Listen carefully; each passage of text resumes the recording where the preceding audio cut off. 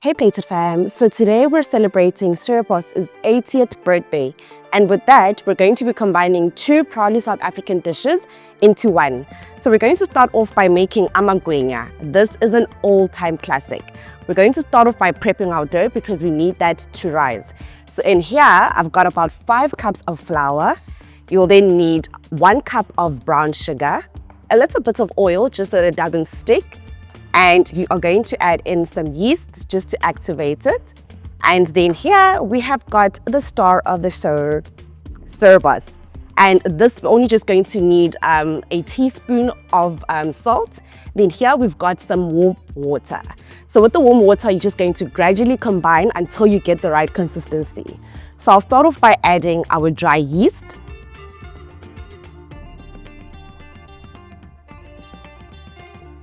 You will then go in with your brown sugar. If you don't have brown sugar, white is also fine. And then we'll add in a teaspoon of Siripos salt. I mean, see how it runs, right?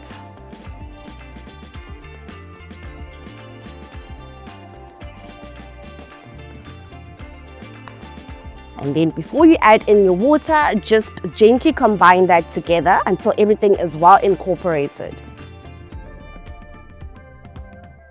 Now, as you know, Amagwinya is something that we all enjoy. I mean, you'd wake up in the morning and buy them at the taxi rank on your way to school or work, or you can just simply make them on a random Saturday morning. So this is just the best thing to have on a cold winter day. But I mean, in summer, you know, we can also have it, but winter's the best time to have Amagwinya.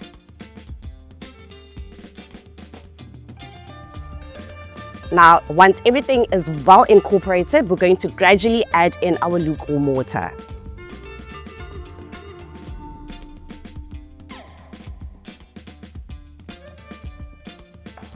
And we are going to combine until we get a sticky-like consistency.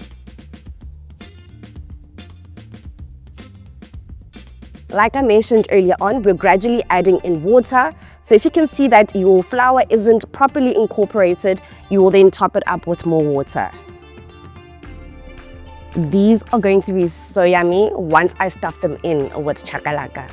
It's a combo that we all don't know, but we're trying it out together. And remember, you need to put your dough in a warm place for it to rise for about an hour. Then we can come back to it. Okay, I'm just going to add in a little bit of water and some sunflower oil, just to make sure it doesn't stick through.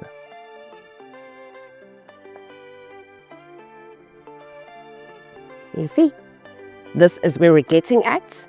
Just make sure that all of your flour is properly combined.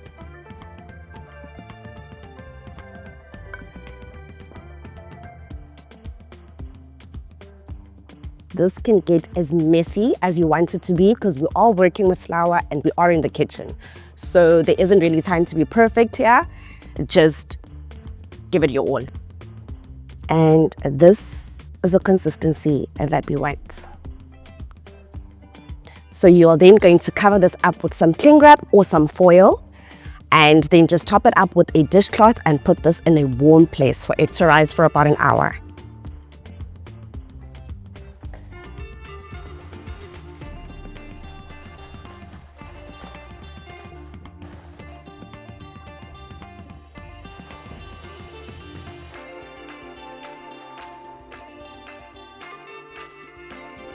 Just a cloth, just chop up some heats. See you in an hour. So after about an hour of allowing our dough to rise, we are going to now begin the whole process of making Amagwinya. So I'm just going to remove the cloth and the foil, and look at that. Oof. That has risen beautifully. So I'll just move that to the side. And then once again, you're just going to take your wooden spoon just to make sure that you mix everything up. Look at how sticky this dough is. Oof. All right.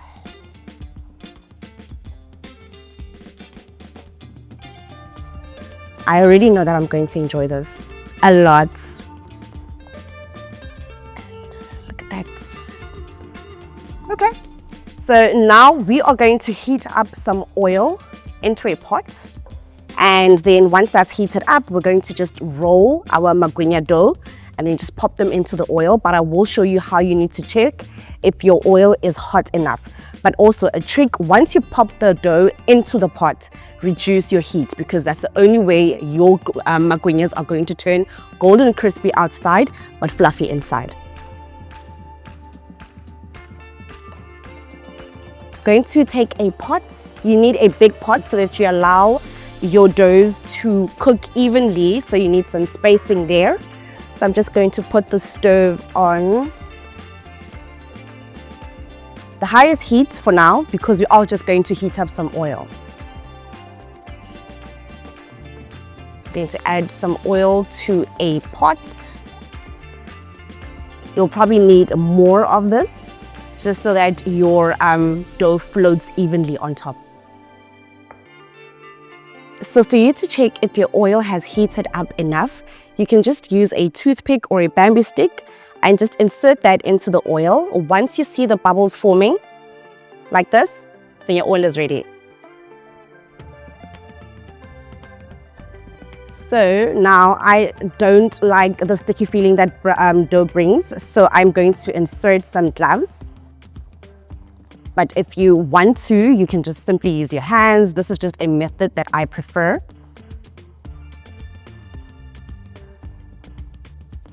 So after putting my gloves in, I'm just going to rub some oil onto the gloves just to make sure that the flour doesn't stick through, or the dough rather. And now we are going to form some balls using this method. So you just pick up some, and then this is what you're going to do to get nice round balls. I think let's add a bit more, because I do want them a bit bigger. And you are just going to simply drop it into your pot. And there, we are ready to go. So you'll just continue doing this, but make sure that you don't fill your pot, because you just want your Amagwinya to cook thoroughly through. And spacing is very, very important when it comes to this process. And now that our fat cakes are ready, well, we call them Amagwinya, fit kuku, puff puffu, my chudi baby, it's whatever. They are nice, golden and crispy. I'm just going to remove them from the oil. So I've already prepared a bowl lined with paper towel. So you're just going to allow that to strain any excess oil. So I'll just take one using a spatula. I hope I don't get burned. Okay, see, that's how it looks. Nice. Just gonna pop it in there. Ooh.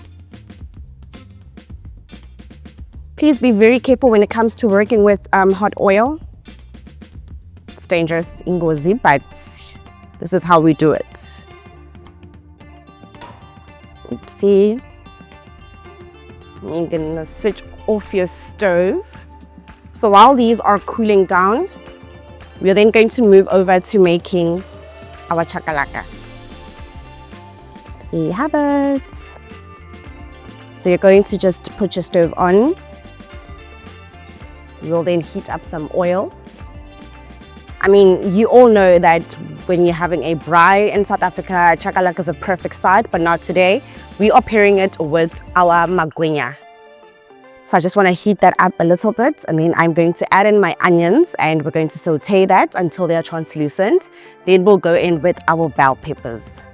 So while we wait for that to heat up, did you know that Cerebos is turning 80? I'm sure I mentioned it in my intro, but 8 years, imagine. Have you been here for longer than that? Probably not. But anyway, it just shows that this is a brand that knows what they're doing. They were able to get and maintain the business that they're in. So this is a product that we all need in our houses. And I mean, besides me telling you this, you already know, because you probably do have that in your pantry.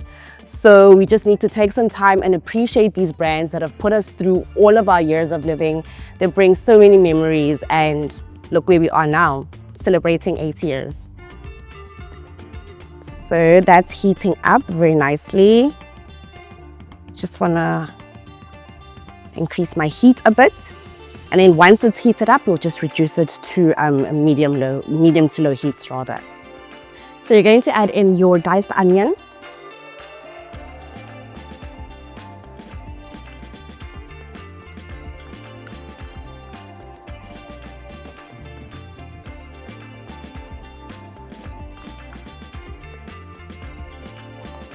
Mix that up, and then once they become translucent, which means a bit clear, then you should be ready to add in your peppers.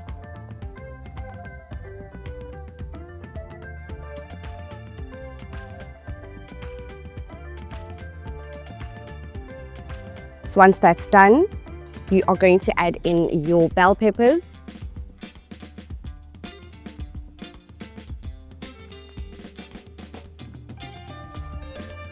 And just combine that together.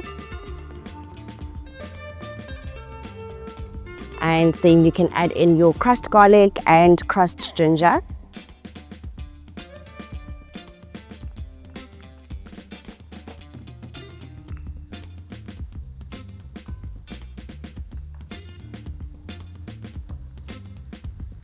It really smells so good.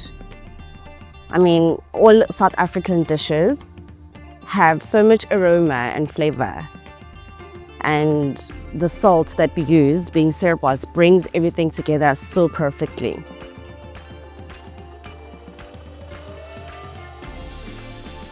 Once you're done, what is a chakalaka without your chili? And I've also just added in some spring onion just for the extra flavor. So you're going to cook all of that down. It looks so pretty already, and I haven't even added the carrots.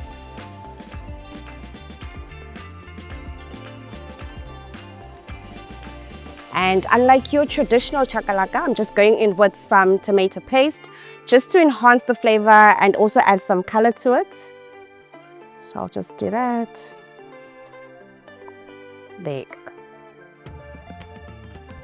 And another thing, it is always better to cook your spices thoroughly through so it releases the aroma and the fragrance and the flavors all in one go. So here I've got some curry powder, onion powder, garlic powder, some smoked paprika, vegetable spice, as well as mixed herbs. So we'll pour that in.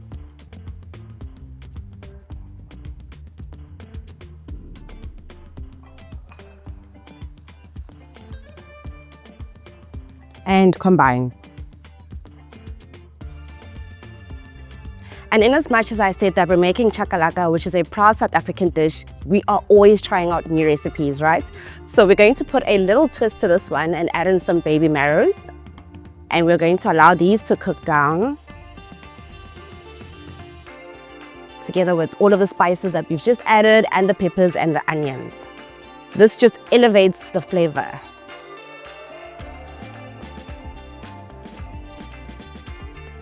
So once our base is done, the marrows are thoroughly cooked, we can then add in some carrots. And like I said, we're trying out new things, not your traditionally grated carrots, but use a peeler just to peel your carrots.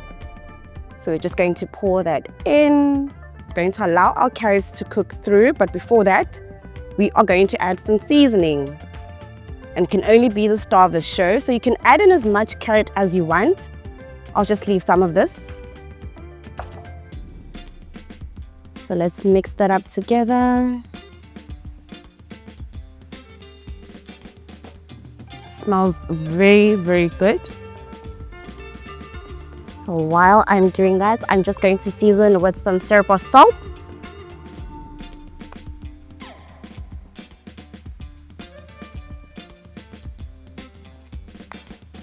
As well as some siripos black pepper.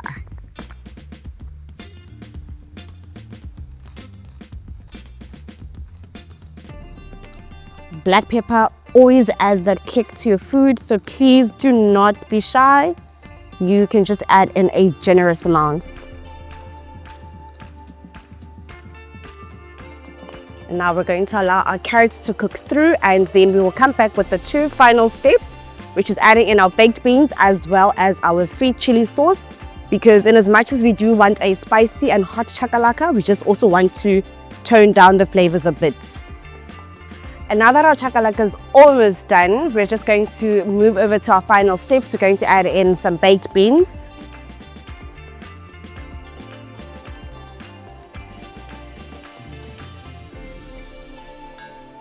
And some sweet chili sauce.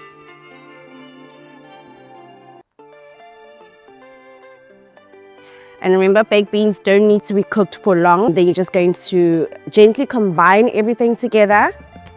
Switch off your stove. And then you're going to allow that to cool down. And you're basically done with your chakalaka. And this is how it looks. So once you're done with that, and once it's cooled down, we're going to crack open our amagwinya, stuff it in with some chakalaka, and we're going to elevate this whole meal by sprinkling some biltong. I'll show you how. I don't want to open too much of it, but it's already fluffy, as you can see. We'll then just separate it a bit. And we are going to stuff it with the chakalaka that we made earlier on.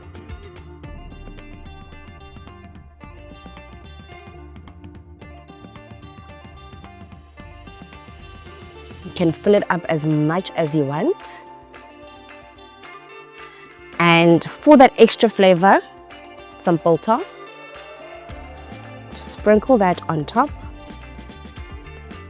Just place it however. And there you have it. 3 of South Africa's most delicious, being the sirpos, of course, which brings and elevates the flavor into every dish. And then you've got amagwinya, or fat cakes, and you've got a chakalaka made and sprinkled with some biltong, made with love. Enjoy.